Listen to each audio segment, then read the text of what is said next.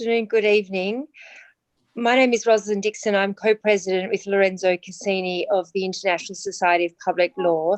And it's a great pleasure on behalf of Lorenzo, myself and the entire society to welcome you to this special live webinar to celebrate the 2020 ICONS Book Prize.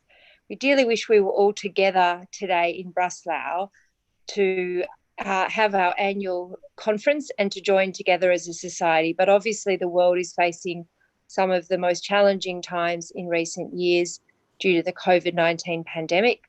And I just want to say how much those in the society are thinking of members all around the world as their countries and localities struggle with the virus and the pandemic. We're going to have a number of events in the coming weeks and months, some of which will focus on those very significant challenges, both to our members and to public law and public law values.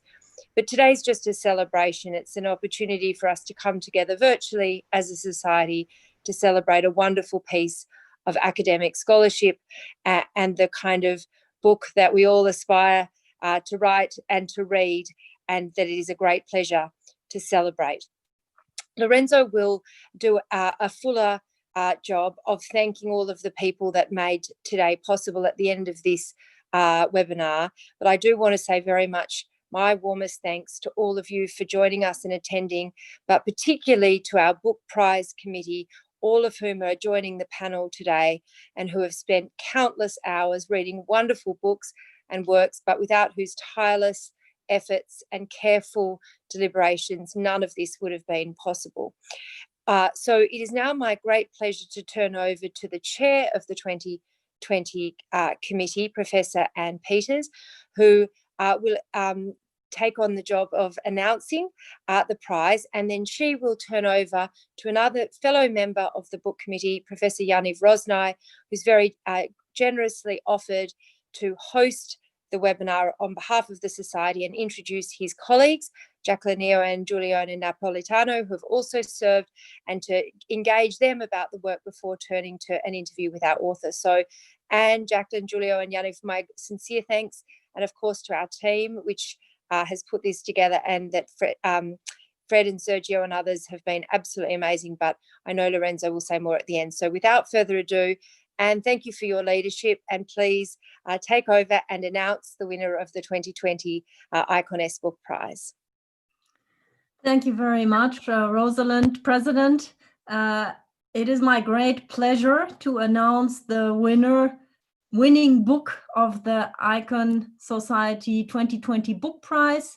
But before I do so, I would like to tell a little bit about the stiff competition to which this book was subjected and how our deliberations worked. This is, as you as members know, the third time that the ICONS Book Prize has been awarded. And it is the third time that I'm participating in the jury, in the committee, together with 3 other members of the ICON Society Council. We have received nominations of between 40 and 50 books each year. This year it was over 40 books. The books can be nominated by members of the society, also by members of the governing bodies, and by book review editors of learned journals, and by publishing houses.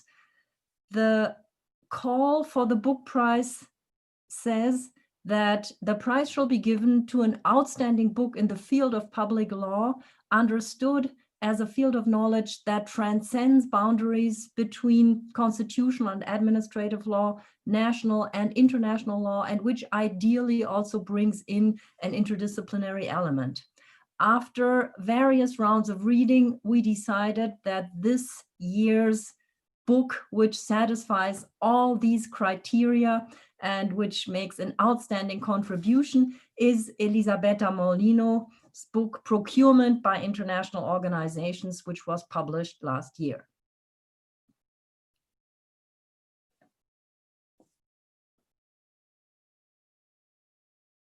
Procurement by International Organizations is a pioneering study which is apt to become the standard work of reference on a topic of high practical and political relevance.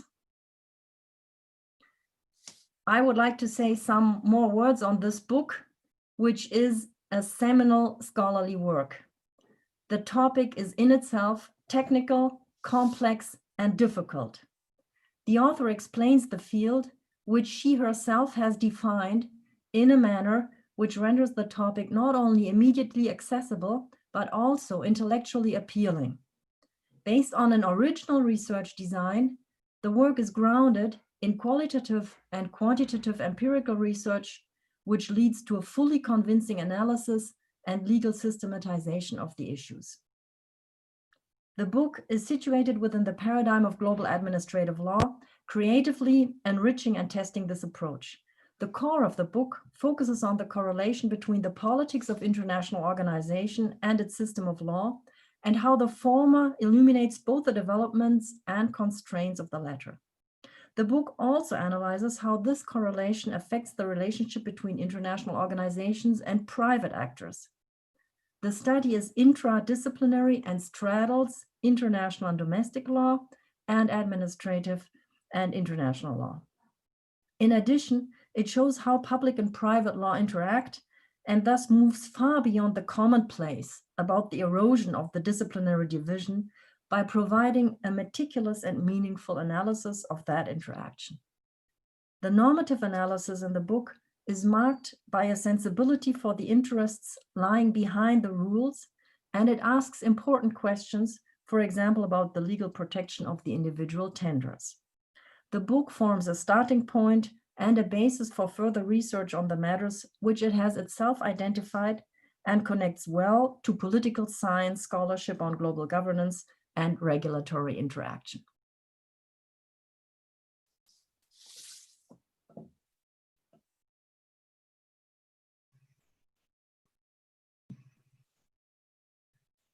Thank you very much, Anne, for reading just the justifications for the book. My name is Yaniv Roznai from IDC Herzliya, and it has been a pleasure for me to serve on this committee again, together with my colleagues, Anne, Jaclyn Neo, and Giulio Napolitano. And if I may now pass it to each of them, just to say a few words about the book, and then I will have the pleasure of engaging with the winning author herself, asking her some questions. In the meanwhile, I can already invite the audience, if you have any particular question you would like to ask, if you are curious about the book or the process of its writing, you are more than welcome to send us questions through the Q&A function below. And after the discussion I will have with Elisabetta, we will be happy to send her some of the questions. So I now have the honor to pass it to Professor Jaclyn Neo, an associate professor at National University of Singapore and a member of the prize committee, for short remarks. Thank you, Yaniv, and thank you to everyone who's here. It has been a tremendous pleasure to sit on this committee and to be part of this process, and of course to be part of this ceremony to celebrate a book that we all found to be tremendously brilliant. Now, in sitting on this book prize committee, I had the chance to actually start to think about what makes an outstanding book. There were so many amazing, tremendously well-written, worthy books to consider for this particular prize. And I suppose one of the big difficulty was trying to pick one that really fit all of the criteria we were looking for. And in that sense, what we found in Elisabetta's book is that it hit all the right notes and more. And so in celebrating her book, I wanted to sort of reflect further on the outstanding nature of what makes this book stand out. So to start with, I suppose they often say that we should not judge a book by its cover.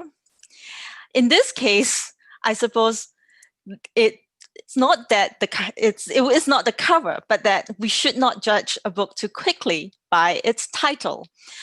Procurement by International Organizations, a Global Administrative Law Perspective. Now, this book brilliantly goes in depth into the technicalities of an area that has been overlooked. And yet, if one stops to think about it, is absolutely critical. And to sort of understand, the difficulties in which Elisabetta has had to address and yet has been able to overcome, let me just read her the starting lines from her book. She says, a book about public procurement by international organizations is likely to evoke the odor of dusty technical treaties destined for equally dusty and esoteric lawyers.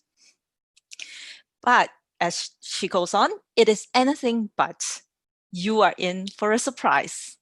And so the book starts and goes in depth into the positive law on the practice of public procurement, enriched by empirical research into the actual practice.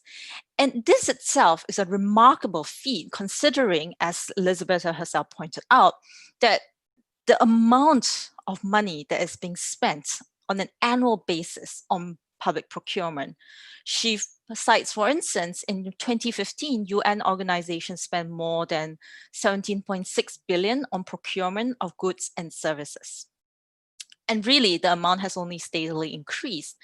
The recent data in 2019, which I checked sort of on a whim this afternoon, says that UN organizations collectively spent 19.9 billion in procurement of goods and services. So the amount that has been spent has increased steadily over the years. And yet, this is something that not many of us actually pay much attention to. How is this money being spent? What kind of principles guide the spending of this money? And the genius of this work is that she has actually gone in depth into this area and provided us with reasons to care about this area of law. And so it's poised at the intersection of the public and the private, but it implicates these broader issues of legitimacy of international organizations and raises questions about global justice. After all, the money that is being spent comes from member states, and the UN plays a significant role through these procurement in redistribution of resources. And so to come back to my first question of what makes an outstanding book, there are many characteristics, many qualities, but in this case, I suppose Elisabetta's book is particularly outstanding because it sets out to do something unusual, and it manages to do it using a methodologically sound and in-depth analysis, and shows us why this is an important topic to study. And so she achieves what she promised. It surprises. So congratulations again, Elisabetta. Jaclyn, thank you very much for these strong words. I had similar feelings like you, and I now have the pleasure and honor to pass it to another member of the prize committee, Professor Giulio Napolitano, a professor of administrative law at the University of Roma III. Giulio, please.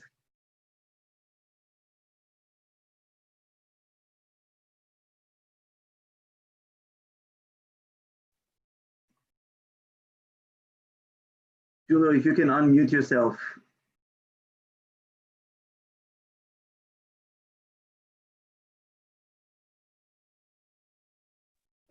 Il microfono. Yes, but I switched on, but can you hear me?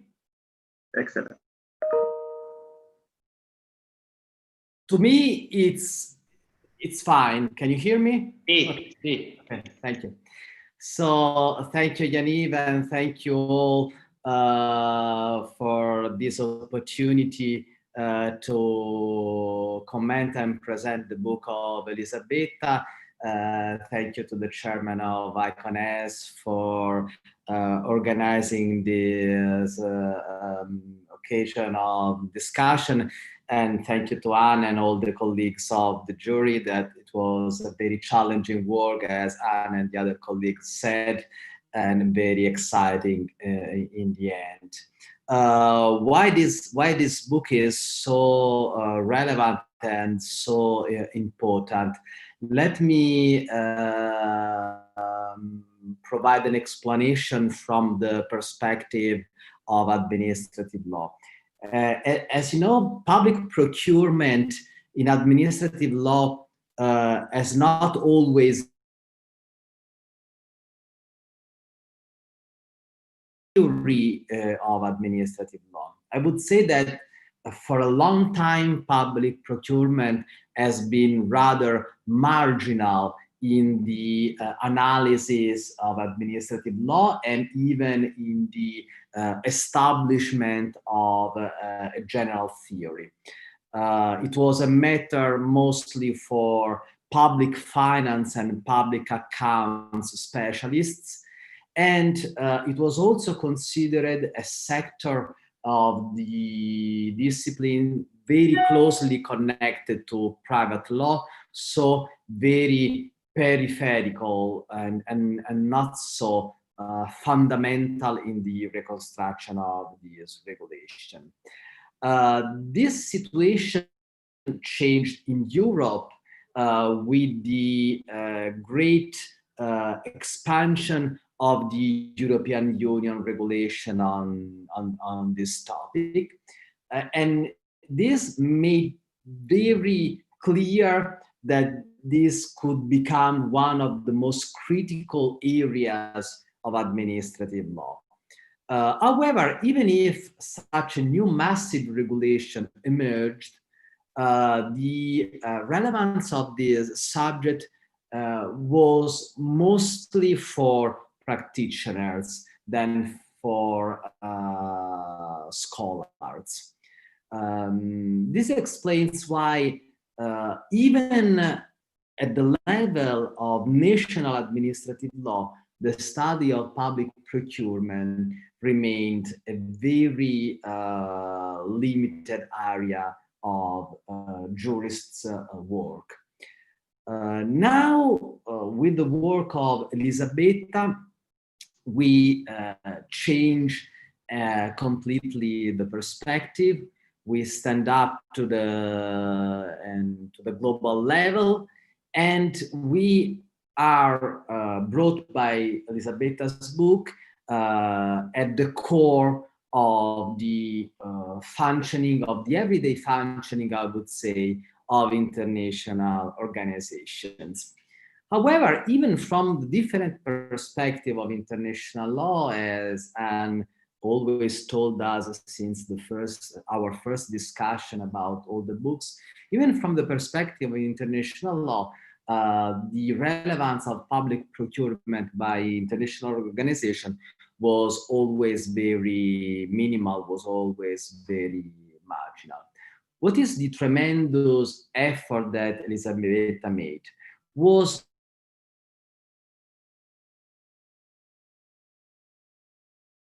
rules and regulations adopted by international organizations emerge, and to provide a comprehensive and systematic exposition and reconstruction of all these regulations from the double perspective of direct procurement made by international organization, as well as indirect procurement organized by member states by national states, by national administrations, under, however, the common framework provided by international organizations.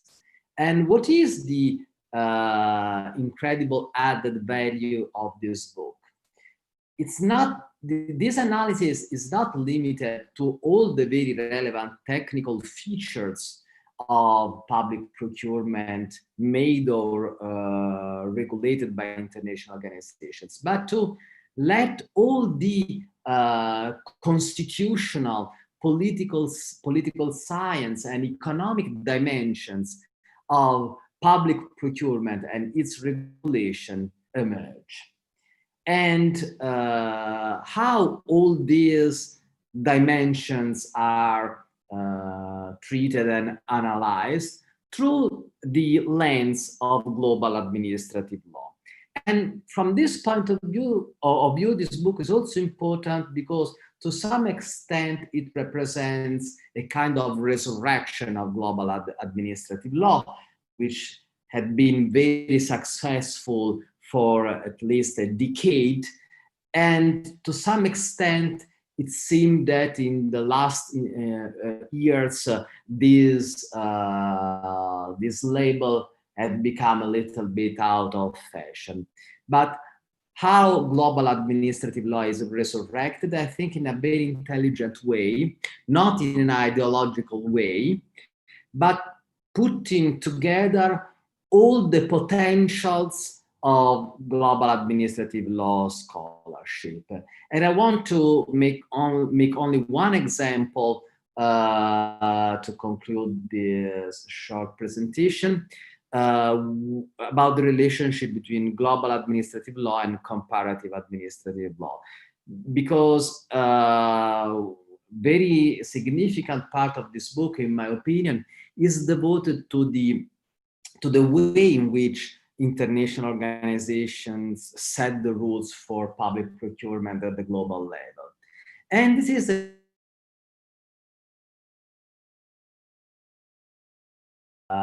Elisabetta argues. There is not the usual relationship between two national legal systems, one that to some extent borrows from the other institutions and regulations. We have much more nuanced relationships from bottom up and top down, and with a mixture of practical solutions. So this is an additional value of this book, in my opinion, to show how is it possible to mix together different approaches to the study of supranational legal phenomena. Thank you very much. Thank you very much, Giulio, for these words. And before I move on to Elisabetta herself, I have to say, in a personal note, just thank you to Anne, Jaclyn, and Giulio. Serving in such a committee can be a very challenging task, especially when you have quite a large number of super high quality books. The debates can be heated and things can go wrong. But under the leadership of Anne and together with the colleagues, Jaclyn and Giulio, it was simply a tremendous pleasure. And it was not only a learning experience for me, but it was also a pleasuring experience. I actually enjoyed it. So I would like to thank my colleagues in the committee. So now, without further ado, let me move on to the winner herself. And I would like to introduce Professor Elisabetta Morlino, Assistant Professor of Law at University of Naples, Suor Ursula, I hope I pronounced it correctly, Benincasa. Elisabetta, congratulations again on the prize, Mazel Tov and complimenti. Elisabetta, this is really an extraordinary book, over 400 of pages. It is rigorous and interesting. And I agree with Jaclyn, when one reads the title and thinks about procurement by international organizations, it might seem a bit technical. So can I ask you first, before we go into the core of the book, just what inspired you or brought you to take upon this project?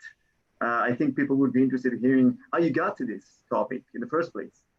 Yeah, before answering your question, I must say that I'm deeply grateful and honored to receive the prize from such a distinguished group of scholars. And I want to address my warmest and sincere thanks to the committee and to the Icon Society at large. So coming to your questions, I think that there are several reasons that brought me to take up this project, and I probably can identify two main ones. So first of all, the idea of this project was conceived more than 10 years ago within the stream of studies on global administrative law. And at that time, GAL was at the very beginning. And the concepts and ideas laid down by that early literature by Cassese, by Kingsbury, by Stewart, and by others demanded for further empirical studies.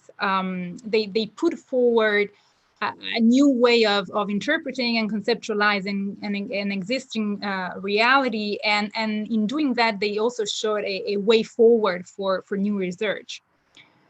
At that time, I was working on comparative administrative law issues. So it was very appealing to me, the perspective of global administrative law. So I pick it up. And so that's, I think, the first reason. The second reason is that inspired by this new approach, by this new perspective, I had to choose a topic that could be relevant and that could be interesting from a legal point of view. And I noticed that there was a vacuum in the literature of international organizations on a core aspects of the organizations. The international organization foster social, humanitarian, economic objectives. A lot of attention has been devoted to studying the outcomes of their activities. But at the same time, precisely in order to achieve those goals, international organizations have to procure goods, services, works from companies, from individuals. And by doing that, they create a legal relationship with between themselves and private subjects. And nobody until then really delved into that. So basically, I had a blatant case. I had a gun. There was a gun. There was a body on the floor, but there was nobody investigating it. So I decided to pick it up. I felt that there was room for finding out something interesting on the phenomenon itself. But more than that, on the implication that this messy reality of money and its expenditure had on the theory of international organization and on the relationship between international organization and individuals. I must be sincere that I was very torn at the beginning, because on the one hand, I recognize the importance of the phenomenon, and I valued the fact that it was unknown and unmapped. But on the other side, I had the feeling that it was very specific and very technical. So I had to reconcile these two feelings before deciding to take up the project. Thank you very much, Elisabetta. That's great. And before we get to this link you mentioned earlier, the relationship you mentioned earlier, can I ask you, while you were working or while you were writing the book, what kind of challenges, now these could be methodological or others, what kind of challenges did you face while working on this book? I'm sure it's a lot of work. If one just looks at the list of instruments you've read and analyzed, it's simply astonishing. So maybe you can say a few words about some of the challenges you faced in your work. I think quite a few, but the ones that have been recurring during the whole process of writing have been, I think, at least three. So one is linked to the empirical content of the research. Right from the outset, I realized that this was a topic that required empirical research and that had to face all the challenges connected to empirical research. But also I realized that I had to interpret what I meant by empirical in a wide sense, in a broad sense, because there was not much case law and there were the practices of the organizations. And I think this, in this regard, I encountered major difficulties. The topic involves significant, sensitive economic and political interest, and displays a tension between these interests. And this, I think, has two effects. First of all, it creates a big gap between the rules and the practices of international organizations in this regard. And the second is that it translates into a form of reluctance or unwillingness by the organization, by the officials, to disclose information and to share information. And in that respect, I found myself, I had to cope with the old opaque type of administration, and my solution was to get a job into the organization and to look with my eyes what was going on. So that was the first challenge. The second challenge came from, as I said, from picking this topic, because I choose to dig deep on a single issue. And as I was saying before, at the beginning, it didn't look like a great move. It didn't look like a great choice, because it was specific and technical. So I had to face a double challenge. So on the one side, I couldn't take for granted a widespread knowledge on the phenomenon. So I had to give an account of how it was working, and as it was unknown. On the other side, I also wanted to avoid lingering on empirical details, and I wanted to rather draw a theoretical or more general conclusions from the empirical evidence. Now, to my surprise, it turned out that the research experience itself on that slice of reality also showed me many other things. So showed me the international organization in action, showed me how what were the relationship between the international organization and the state in practice, showed me what meant the accountability problem in practice, in action.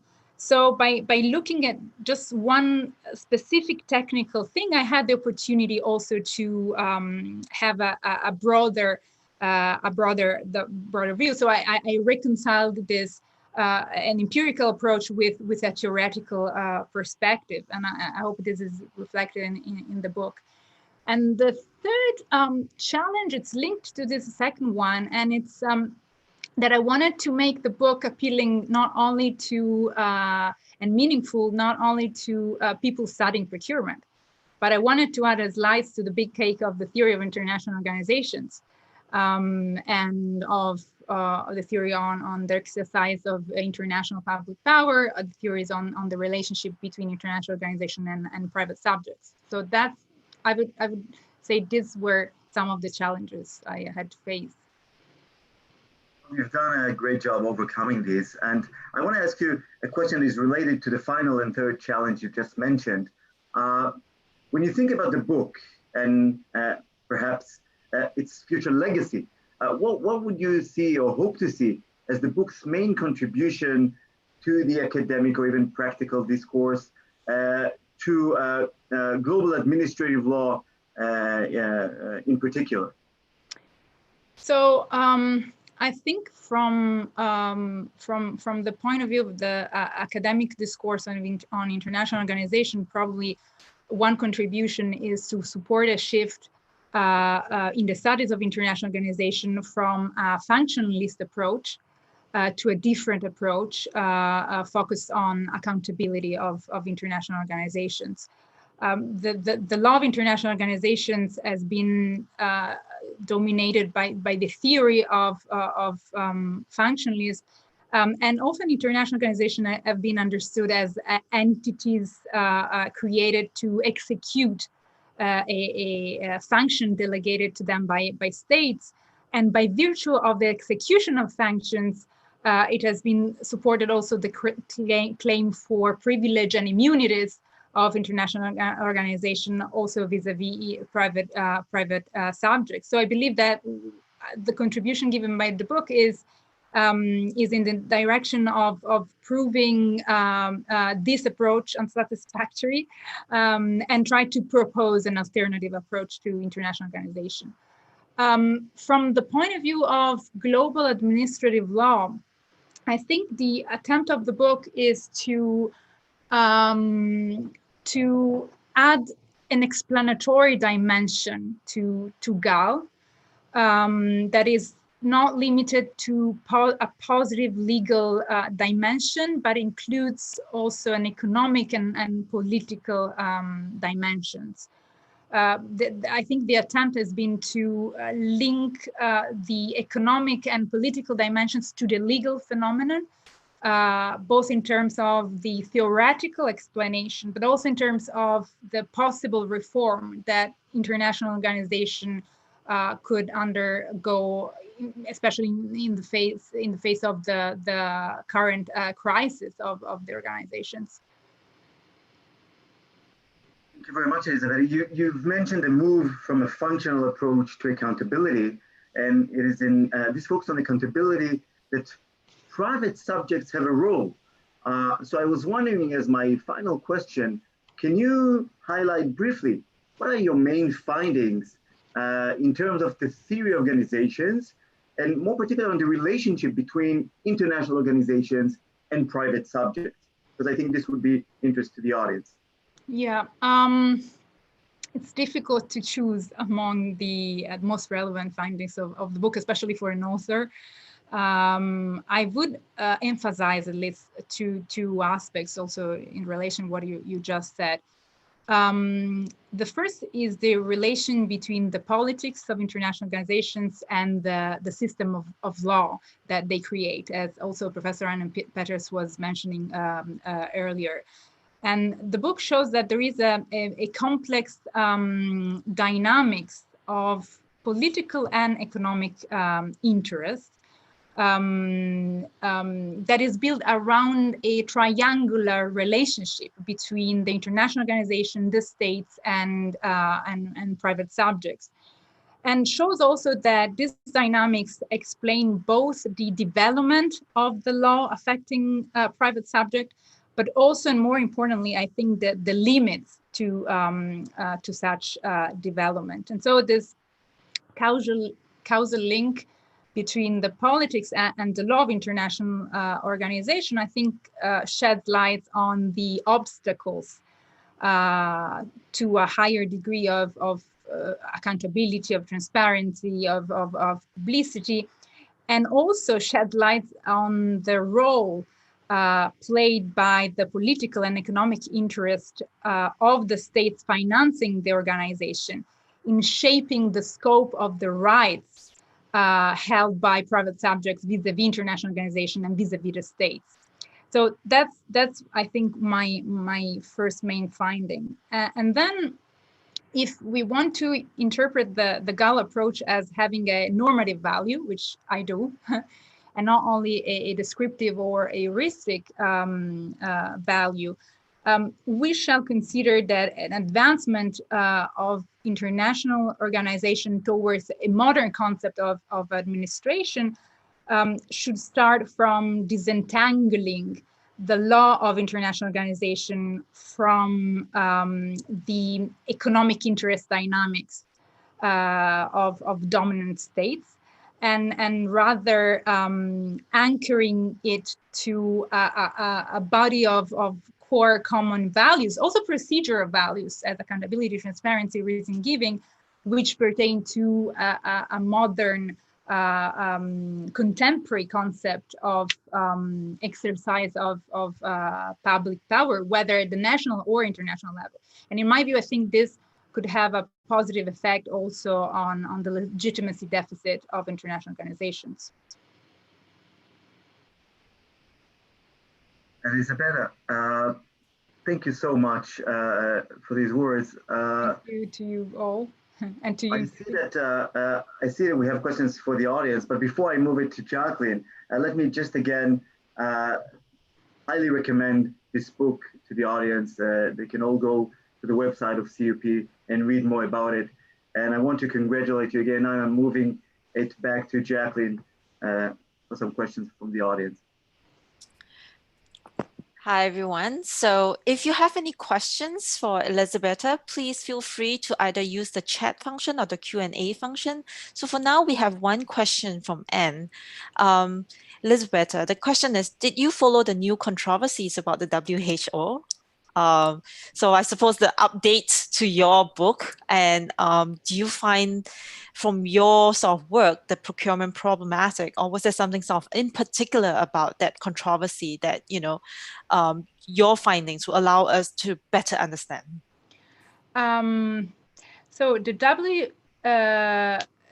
you said the WTO, right? So the WTO is WHO, oh, the World Health Organization, with the whole pandemic, right? And yes, sure, the WHO.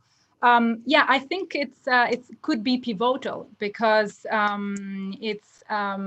so one of the major critique that are addressed to the organization is how this money are spent.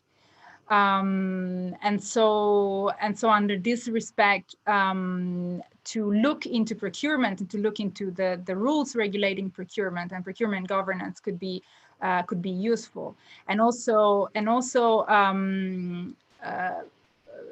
increase the feeling and the perceived legitimacy of the organization.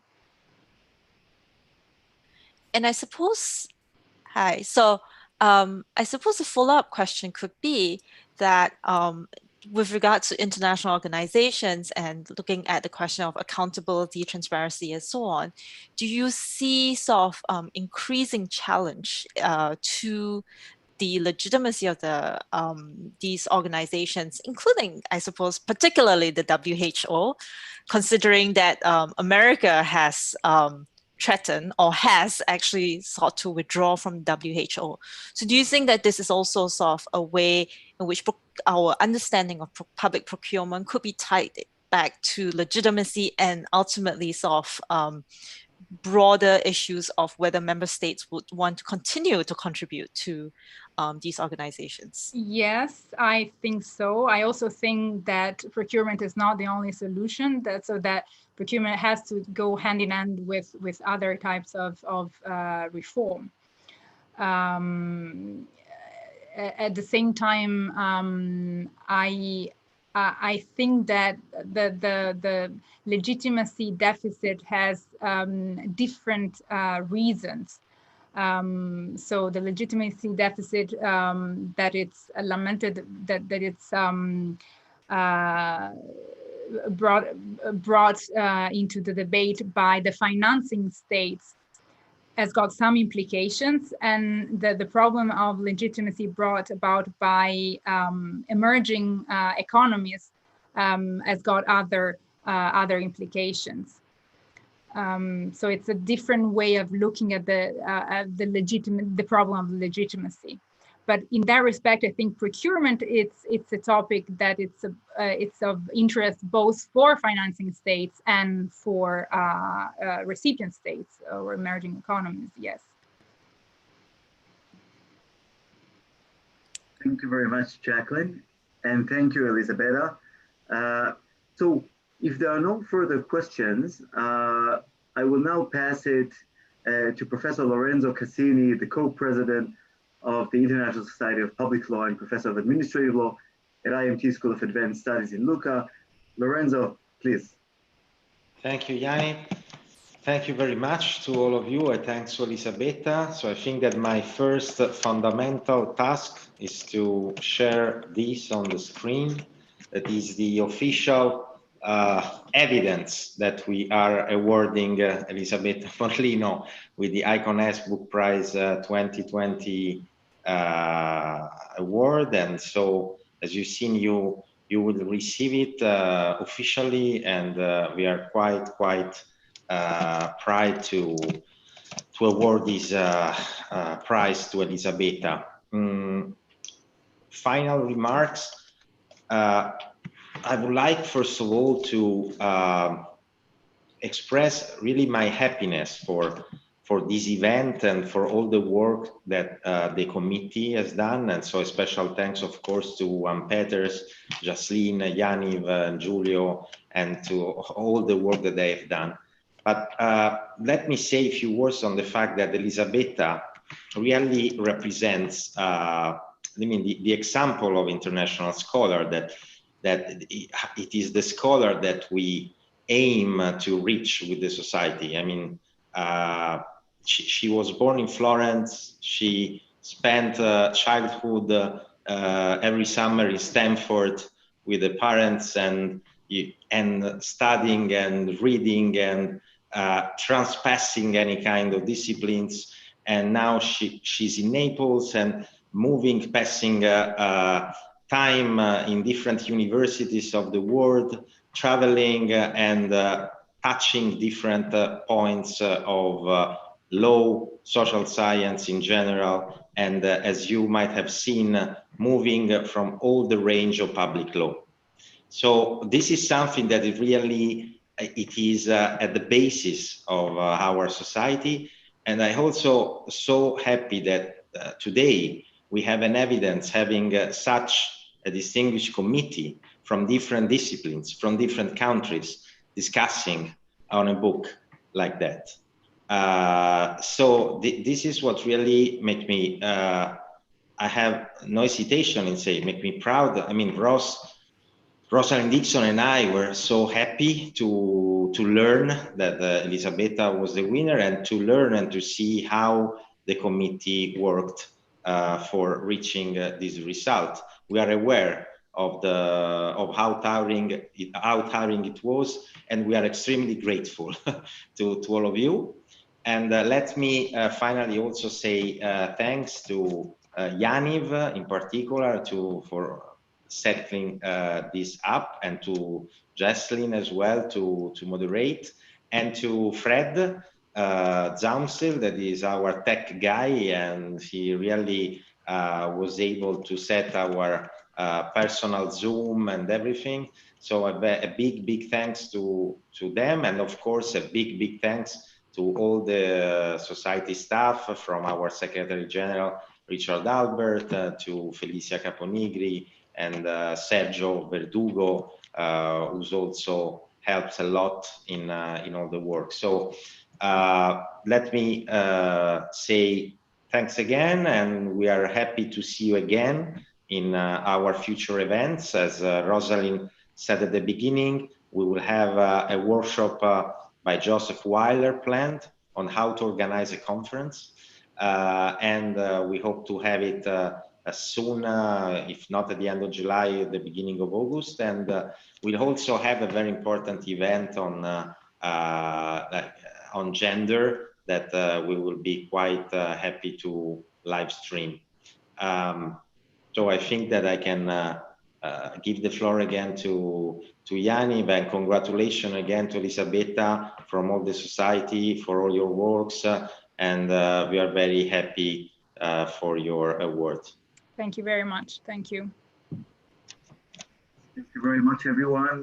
Thank you, Lorenzo and Rosalind, for your leadership. Thanks, guys.